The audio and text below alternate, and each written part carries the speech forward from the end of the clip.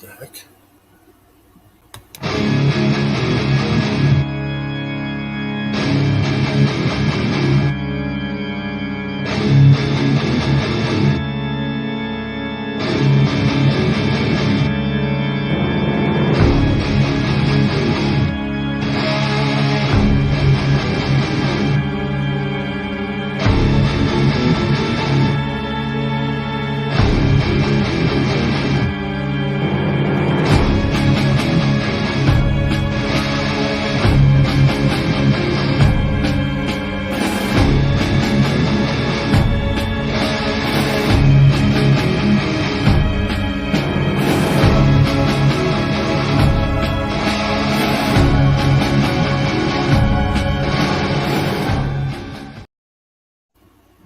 The sick, the dying, and the dead. Dead. Welcome to the Metal Bastards Hangout Podcast YouTube channel, and well, it's streaming on my main channel too here on Metalben's Chronicles here tonight. And if you're not a metal bastard, then you get the shovel. And if you're not Exactly. Karen, welcome to the chat. Good evening to you also. What's up, White? Goddamn, 110 in California. Oh, screw that, man. It was hot as fuck here today, too. Yeah. I mean, we got Wyatt. We got John. What is up, Chris Knott? I haven't seen you here in a long time, man. How you doing, man? How you doing? How you doing? How you doing? I'm just joking. Of course, we got John. Ice Earth fan forever in the house. We got Zach Blabbeth.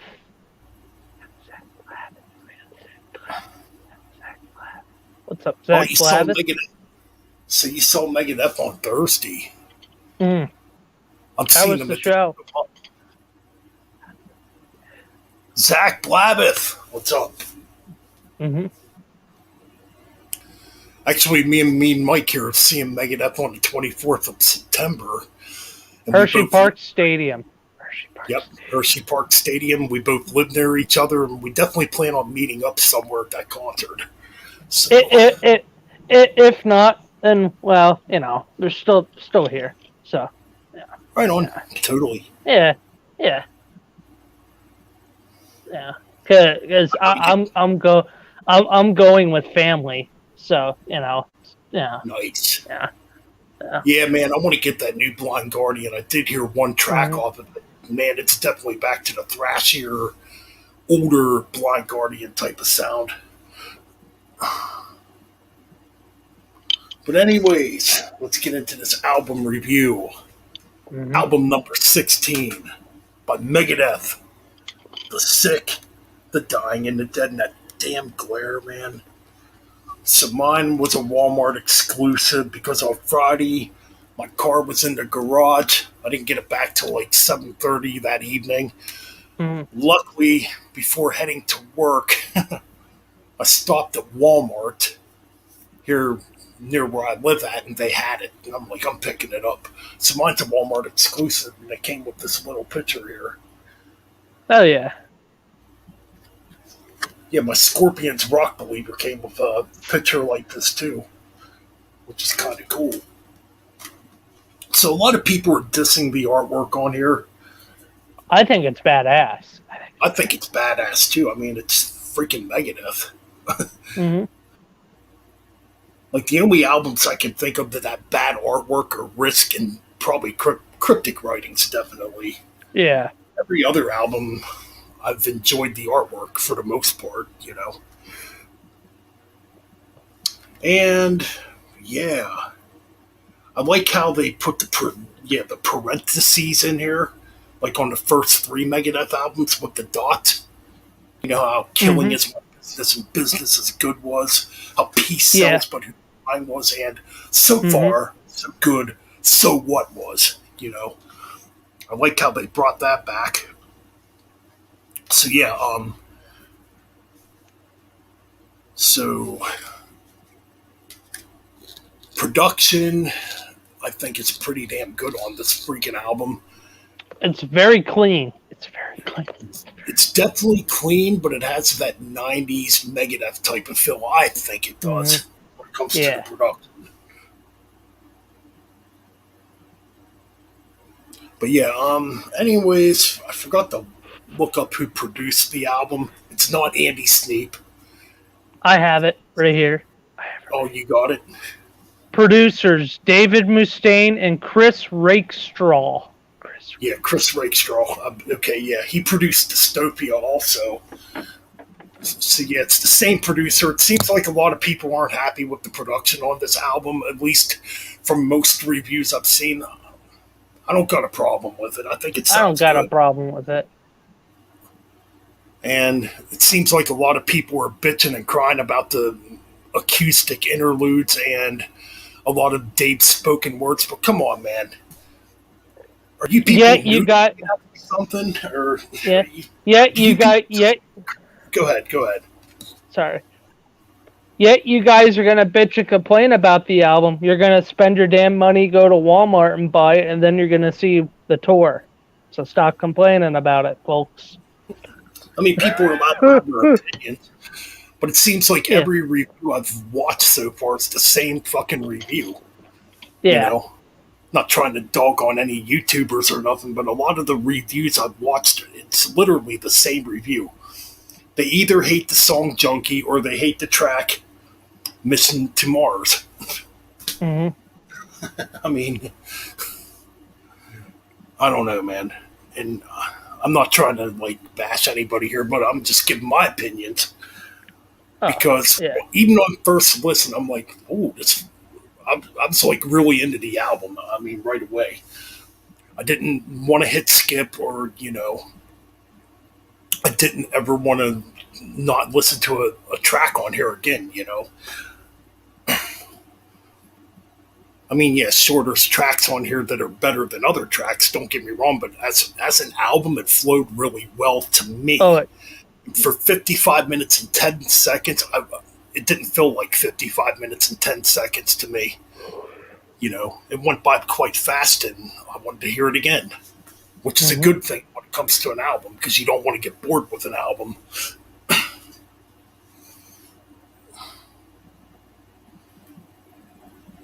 Yeah, I thought the acoustic parts were really epic, Yep. especially on like the opening track, "The Sick, the Dying, the Dead."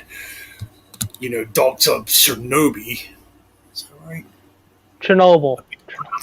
Or something like that. Yeah, or Dogs of Chernobyl, right?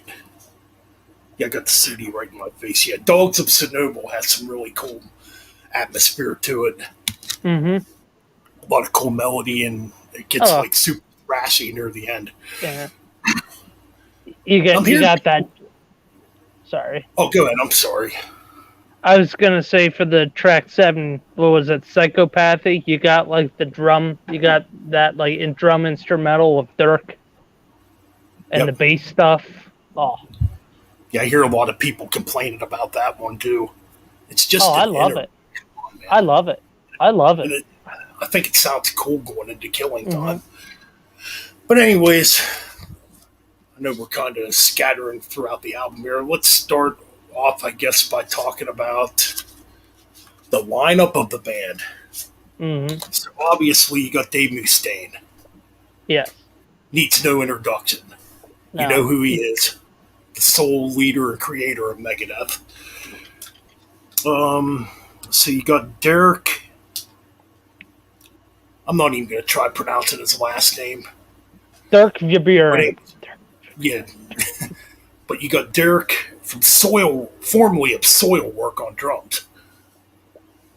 And holy fuck is the Oh drumming fuck. on his album killer. Mm. So then you got Kiko Lamento on lead Hmm. guitars, who Killer. I'm going to say right now I think is Megadeth's best lead guitarist since Marty Friedman. Hmm. And you got Steve DiGiorio playing bass on this album, but he's not in the band. No. He just came in and did the bass tracks. And then he went back to Testament, if I'm right. Right. Yeah. Yeah. But anyway, Steve DiGiorio from Death, Testament. Oh God, why did my brain freeze all of a sudden on the bands he's played in? Ice Earth, he played in Ice Earth for a bit. Trying to think who else he played with a bunch of different bands. Mm-hmm. Control Denied. I think he was on that Control Denied album. I could be wrong on that one. But yeah, Steve DiGiorio. Oh, Sadus. How could I forget Sadus? Steve DiGiorio did the bass, but you got James Lamento actually back in the band as the permanent bass player, replacing Dave Ellefson, which we're not going to get into that messy situation. It's been well documented already. But yeah, that's your lineup. Yep. I think it's a stellar lineup, and I can't wait to see it live on the 24th. I can't wait to see it. Can't wait to see it on the same day too. So it's going to be badass. And I don't get why people were complaining about Dirk's drumming. I think he fits pretty well into the fold with his lineup, and I think he's solid. Too. I think the drumming on this album is absolutely incredible. I think Dirk's probably the best drummer since Gar. That's just my opinion. Gar. Since Gar, Nick Menta. Either one of them drummers. I mean, to me, those were the two best Megadeth drummers. But yeah, man, I think Dirk fits the band perfectly. Yeah. And you get a little bit of blast beats here and there sprinkled in on a couple tracks. You get some cool stuff going on. Anyways, let's get into the tracks here. So obviously we begin the album with the title track, The Sick, The Dying, and The Dead. Oh, it's great. Oh, it's great. I think it's a cool track too, to be honest. Mm-hmm. The intro, the prelude, and you get into the song, and it has an weird outro at the end that's killer. Oh. Yep. So then, yeah, the intro is very similar to. It's kind of similar to how Dystopia began. Mm-hmm. How that album began. It's a little similar, but it don't sound like. Obviously, it doesn't sound like the threat is real. Anyways, notably, I should mention too that opening guitar lick where it's clean really reminds me of Hell's Bells. Mm-hmm. That riff at the beginning, it has that AC/DC Hell's Bells feel to it, which I think is pretty damn cool. Then it gets somewhat thrashy and heavy. Mm-hmm. Yeah, man, I think it's a pretty good way to begin the album. I mean, I kind of hear a mixture of Countdown and Rust in Peace with this track. Yeah. That's kind of what I hear. Then you get that little acoustic interlude in the middle where it gets kind of dark. But yeah, I enjoy this opening track. And I think it's a solid beginner to the album. Then you go on the second track, Life in Hell. Fast, just pure thrash on this one. It's fast. Mm-hmm. I mean, what more could be said? I mean, easily probably one of the thrashiest Megadeth tracks in many years, Pretty interesting, too. In the middle, there's like a breakdown part where it slows down for a bit. And Dave does like this really creepy, dark-sounding voice, which is kind of cool. But yeah, incredible speed on this track. I mean, great riffs, great guitar solos. What more could be said?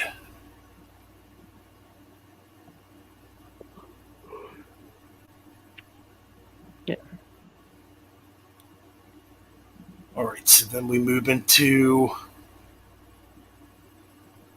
the Night Stalkers. That's right, one of the tracks that was released as a single, Night Stalkers. Featuring Ice-T. Wow, this one too continues to thrash and the speed for almost 70 minutes. Now this one, yeah, man. Again, has a really fast technical rip. The drumming's insane. Dave's vocals sound pretty damn good on it. Ice-T sounds good on this song. Oh my god, Call me yeah. crazy, but yeah. Yeah, I'm really enjoying the lead works. I mean, throughout this album too. Mm-hmm. But yeah, on this track, then you get the spoken word part by Ice-T, which people are complaining about. Obviously, I think it fucking fits. I mean, because Dave had guest appeared on a Body Count album a couple years ago, where he was playing like this authority figure. Mm-hmm. Well, Ice-T does favor and returns as like a military soldier on this track. See, I think it's pretty cool, and I love the part where he says "Game over, bitches." That part's really cool. Yeah. See, I think Night Stalkers is one of the strong points of this album. Mm-hmm. But then again, we're 3 tracks in, and I think all these tracks are pretty damn strong so far. Okay. Track Then we 4, got Dogs of Shinobi. Track Chernobyl. 4. What a killer track. Mm-hmm. I mean, this one's a little more atmospheric. It begins with kind of an atmospheric acoustic intro. You know, it's a little mid-paced in the beginning. Pretty progressive sounding too, I think. I would say probably... I don't know. It's really hard to pick what my favorite track on here is so far, but it's definitely one of my favorites. I definitely like the lyrics on this track. I mean, it's... Yeah. Mm-hmm. I'm trying to think what it's based on. See, when you're doing this live, it's really hard to, like... Yep. You know, think about, like, the subject matter of the track. Either or, it's about nuclear war. Let's put it that way, and it'll probably come to me what this track's about after the stream. Either or, it's a cool track. Gets super thrashy near the end. Mm-hmm. I mean, like, really thrashy. Fucking Derek's going off on a double bass. I mean, it's fast, it's technical. Kind of reminds me of a track like Take No Prisoners from Rust in Peace near the end of it. And that's pretty much all I've got to say about that track. So what do you think of the track? I like the whole track, but the fast part at the end with Dirk's double kicks is just killer. Right. And then the next track is probably my favorite. The next track is in my other second or third favorite track off the album. So I like the next track also. So we got Sacrifice. Sacrifice. Yeah, this is a pretty cool track. Now, this one kind of goes back to that Countdown to Extinction type of vibe. Yeah. And Dave's killing it on the vocals on this track. Oh, yeah. Which I was a little turned off a little bit at first in the beginning because he sounds quite different in the beginning of it. Like, he's got a deeper register, I guess. Yeah. His vocals definitely pick up. Oh, I should have mentioned something, too, about Dogs of Shinobi. Yes, Dogs of... God damn it, why can't I pronounce this shit? Just call it Dogs. Call it Dogs, whatever, yeah. But anyways, freaking Dave's voice on that, like, when it gets really fast, man, it definitely reminds me of, like, Peace Cells era Megadeth. Yeah. It's got, like, that type of vibe going on. Anyways, back to Sacrifice. Yeah, this one's definitely more mid-paced. Not as thrashy. I mean, it's still got some thrash in it, I guess, but it's more of like, I'd say along the lines of something off of... It could have been on Countdown to Extinction or maybe an album like United Abomination, you know? That's the kind of vibe I get. Oh no, good track, and I think what's cool about this track, too, is Kiko's doing some, like, bluesy Marty Friedman type of guitar solos. you know, which I think is kind of cool.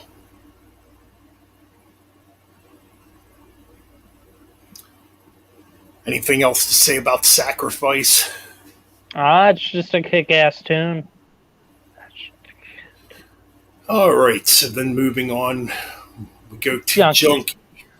I just don't like the intro. That's all. The rest of the song is killer. I just don't care for the intro to the song. I'm gonna have to agree. I don't like the intro of it either. It's just, thank God it's only like 15 seconds long. Ben, I just want to add in. I think I mentioned that maybe Dave was poking fun at 80s hair metal, maybe, or like maybe he was poking fun at Motley Crue and Poison, maybe with that intro, maybe. Maybe it's really hard to tell. Could be a possibility. Obviously, a song about being a junkie. Mm-hmm. Dave definitely lived that lifestyle way back in the 80s. So yeah. I mean, it's probably. I mean, lyrically, okay. Lyrically, it's not great.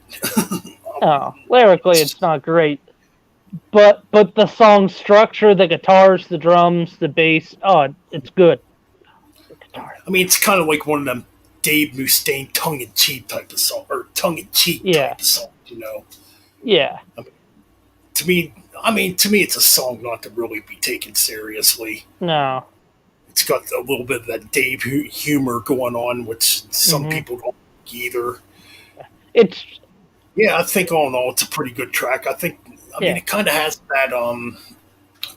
Now this one does have kind of like that 13 feel to it, I guess. Yeah.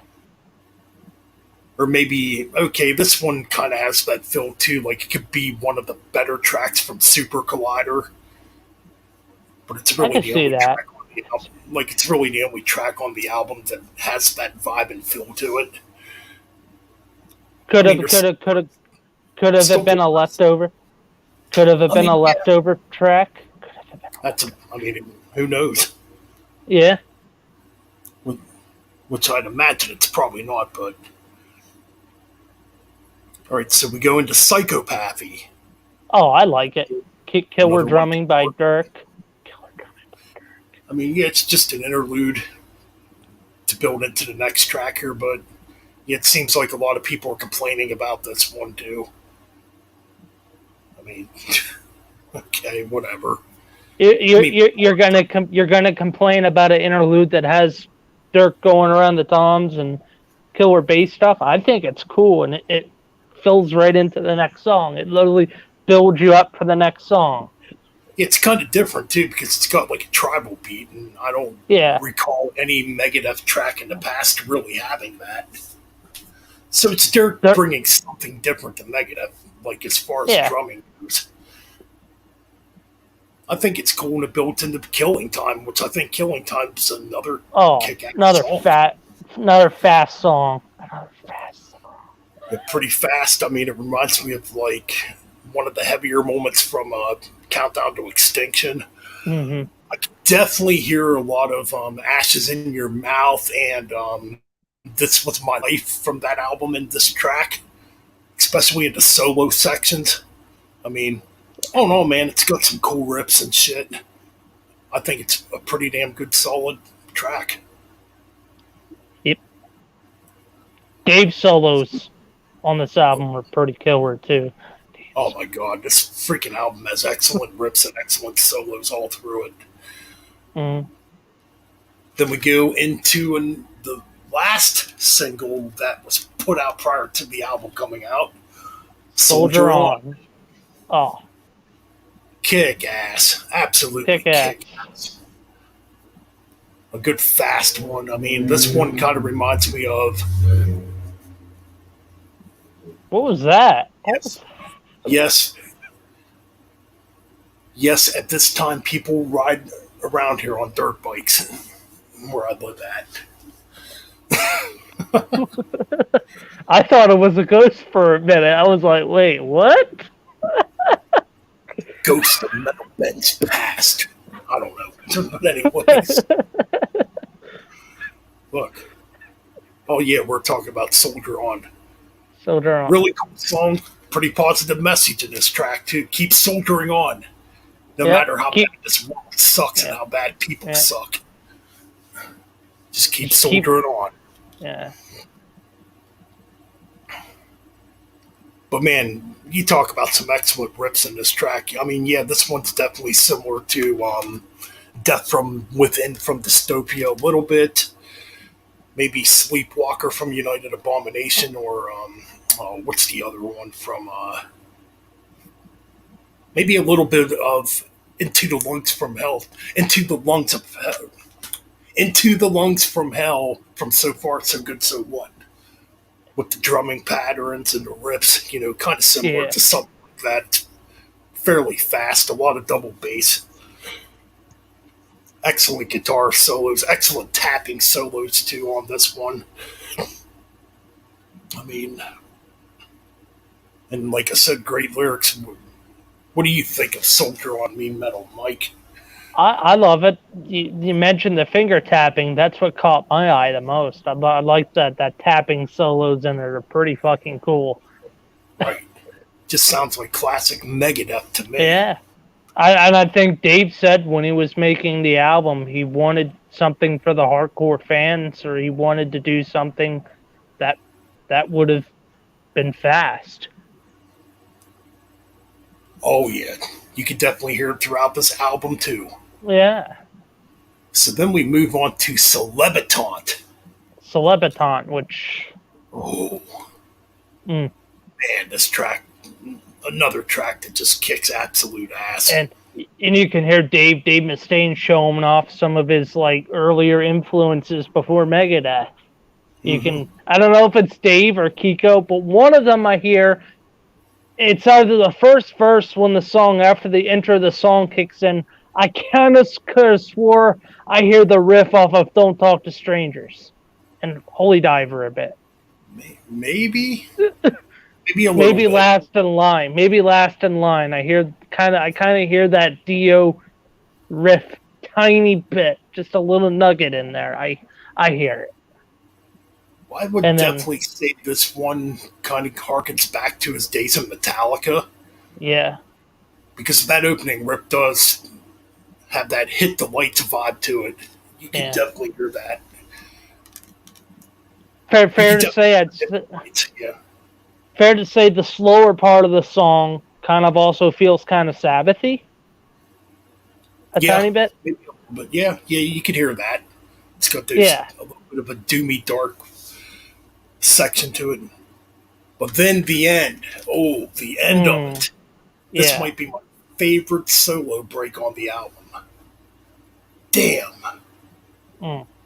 This reminds me of like the end of Hangar 18 almost, with how the solos are interacting with each other and the change ups. And I mean, you got the speed metal section, then just the outro, the progressive outro of it, similar to like how Hangar 18 was structured. Man, yeah, these have to be the best solos to me on this freaking album on Celebitant. Mm-hmm. And yes, really another track that has a cool subject matter too, because it's basically about the Hollywood elitist.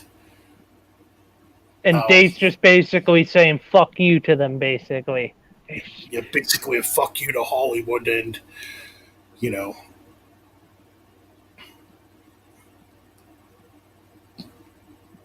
pretty much it. Yeah.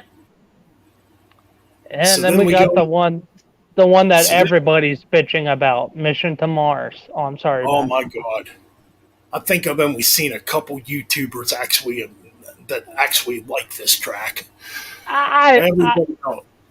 Go ahead. I thought it was okay. But man, yeah, this track, everybody's crying, saying, "Oh, this is the fucking Risk and Super Collider of the album," which I don't hear that influence at all on this track. I don't. Yeah, it's a little more melodic in the beginning of it, but to me, it kind of has that Again, this kind of has like a Hangar 18 vibe to it, a little bit. Would you say you would hear a tiny bit of cryptic writings, maybe? Maybe a little bit. Yeah, Yeah, maybe a bit.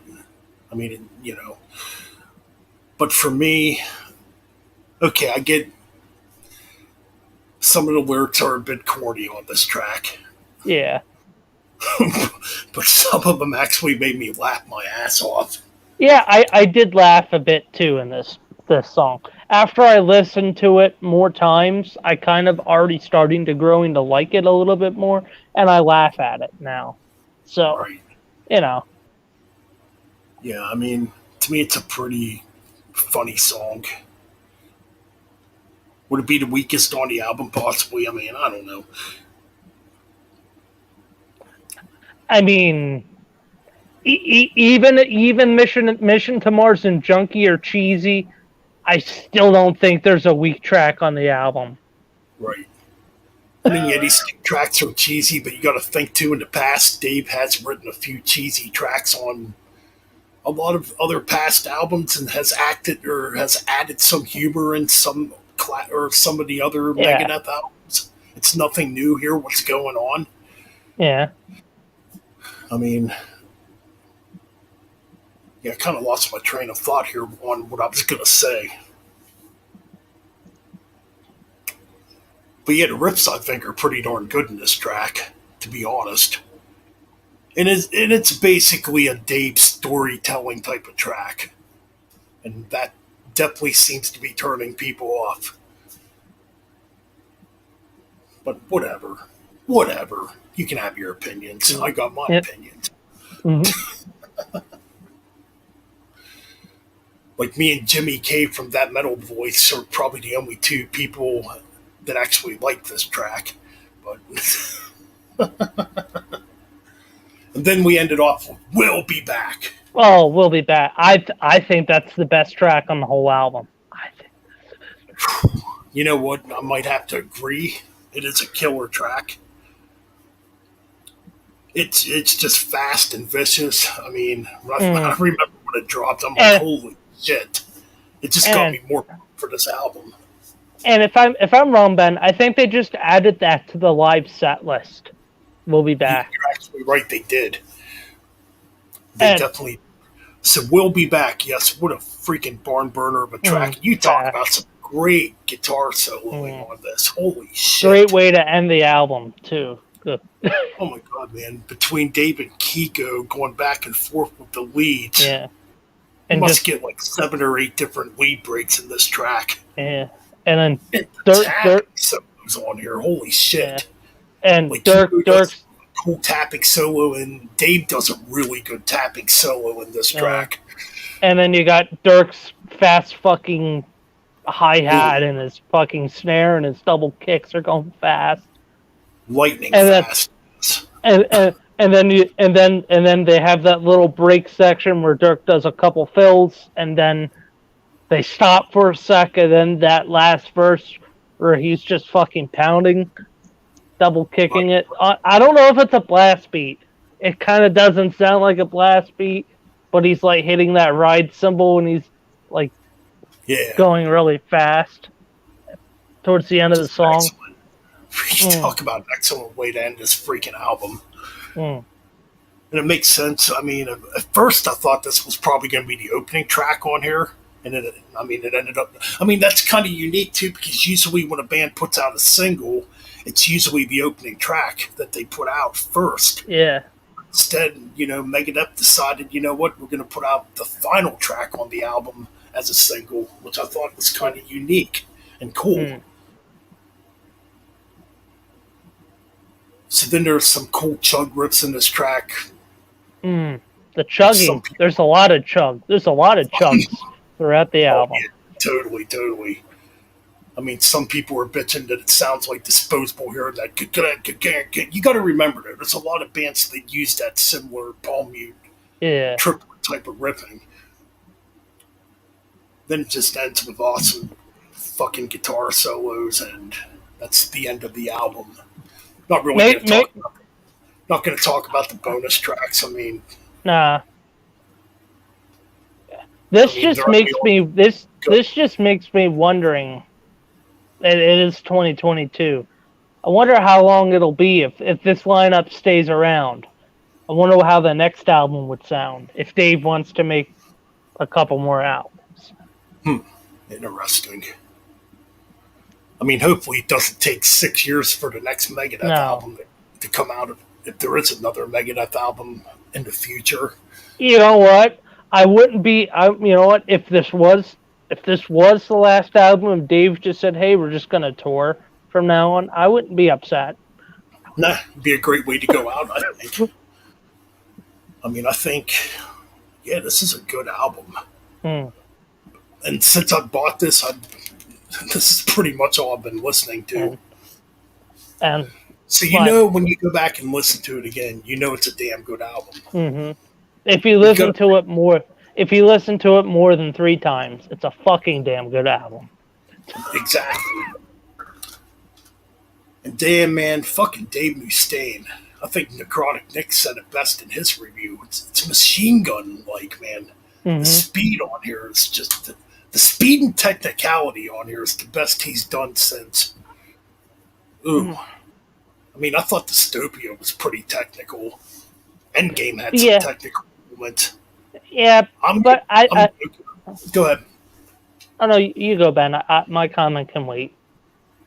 No, I was just going to say, I think the speed and technicality on this album's the best since Rust in Peace. Yeah. That's going to be controversial, but that's how I feel. There's a lot of technical rips on this freaking album. Yeah. Yeah. What was I going to say? I think this is probably the fastest album since Rust in Peace, I think. But... Oh, yeah, by far. I think it's faster than Dystopia. But album as a whole, I'm gonna put it right next to Countdown to Extinction, right in the middle of between Countdown and Euthanasia. I think that's where it really belongs, in my opinion. I would agree. I think it's better than Endgame. It's better than Endgame. Better than 13. Better than Dystopia. Hell of a lot better than Super Collider by miles. I think this is just I think this is the Megadeth that we needed. We needed to be fast, aggressive, you know. And I don't know if it's a breath of fresh air. And I don't know if people are complaining just to complain, because I think this is a solid fucking album. Even the cheesy shit on here is solid. Yeah. I mean, this is easily the best. Like I said, it's easily the best playing Megadeth has done since Rust in Peace. I mean, oh my god, man. I saw something else interesting too. I can't remember where I saw it. It was on a review. If somehow Megadeth could get Marty Friedman back in the band, you could have 3 guitars. Keep Kiko, don't kick him, keep him. That was Nick's review. Nick and John, I think they were talking about that. That was on Nick's review. They were talking about that. You're right. It was Thrall to Metal that brought that up. Nick and John. I think Nick and John said, "Why not just fucking have Marty and have a 3-guitar assault?" I said, "Why not?" That's how I feel. If you guys can get Marty back in the band somehow, get him back. Do a 3-guitar fucking duo thing, man. Because I think a really, really, really awesome Megadeth album would come out. And I think this fucking album's awesome. But anyways, I'm just trying to think, do I got anything else to say about this freaking album? Besides go out and buy it. If you had to give it a final ranking, I gave mine a what was it, 8 or 9 out of 10. I said it wasn't, 9 out of 10, that's a good ranking. Because the rankings I've been seeing are between 7 out of 10, 7.5 out of 10s, 8.5 out of 10s, 8 out of 10s. I haven't really seen a lot of 9 out of 10s. No. I'm gonna be a little controversial. I'm giving it a 9.7 out of 10. That's right. There you go. 9.7. The only thing I didn't like was the little intro to Junkie. I mean, it only lasted 10 seconds. I think if the intro wasn't in Junkie and you just went right into the song, I think that would have maybe helped that song out better. Possibly, yeah. 9.7 out of 10. It could be my favorite album of 2022, too. We'll find out at the end of the year. Yeah. Anyways, that's pretty much my review for the new Megadeth album. What do you people in the chat room think of this new Megadeth album? What do you people in general think?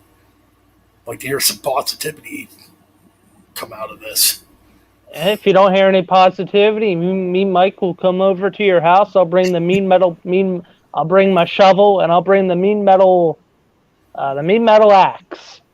I mean, I've actually seen some people actually literally say this album's as bad as Super Collider. What the fuck are you people smoking? No, they probably think Risk is better. That's how much they're smoking. So all I gotta say is just hand over your metal cards. Just hand them over, because you shouldn't be listening to metal if you're just gonna bitch about it.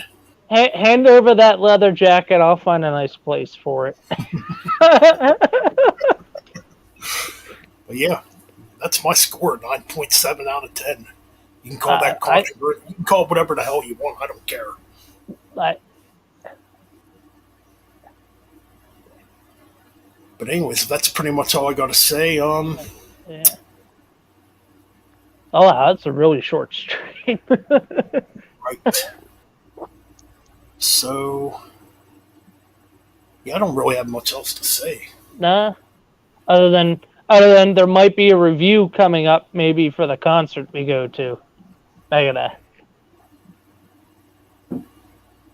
And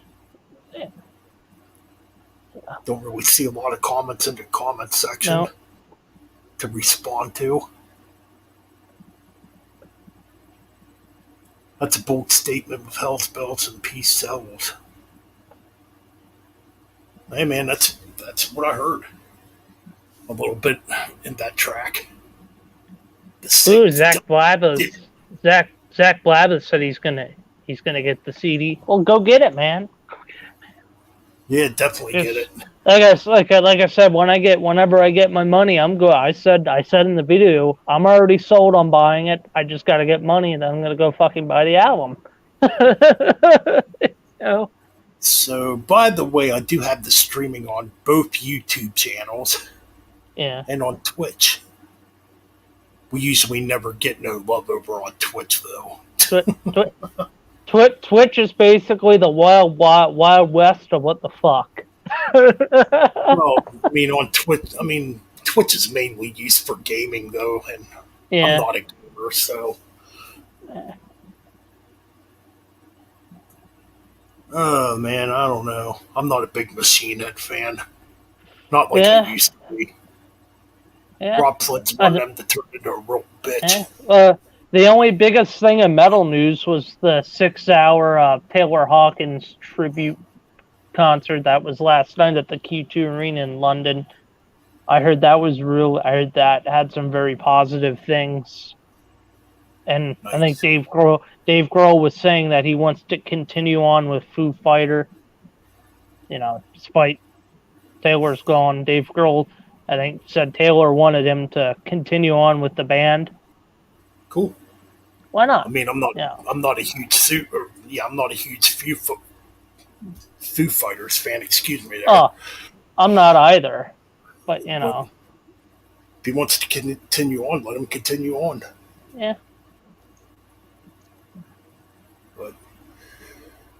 So anyways, I think I'm going to keep the stream going on the Metal Bastards channel and then the stream here on Metalben's Chronicles. And maybe we'll get a cool conversation over. Anyways, for anybody that's here on the Metalben's Chronicles live stream, go subscribe to the Metalben's Bastard Hangout podcast channel. God damn, I'm stuttering all over the place. The Metal Bastards Hangout podcast channel already. So I don't have to do streams on here anymore. And subscribe to Me Metal Mike so I can get to fucking 80 fucking subscribers before the end of the year, guys. You gotta help your boy out. Help me out. Yeah.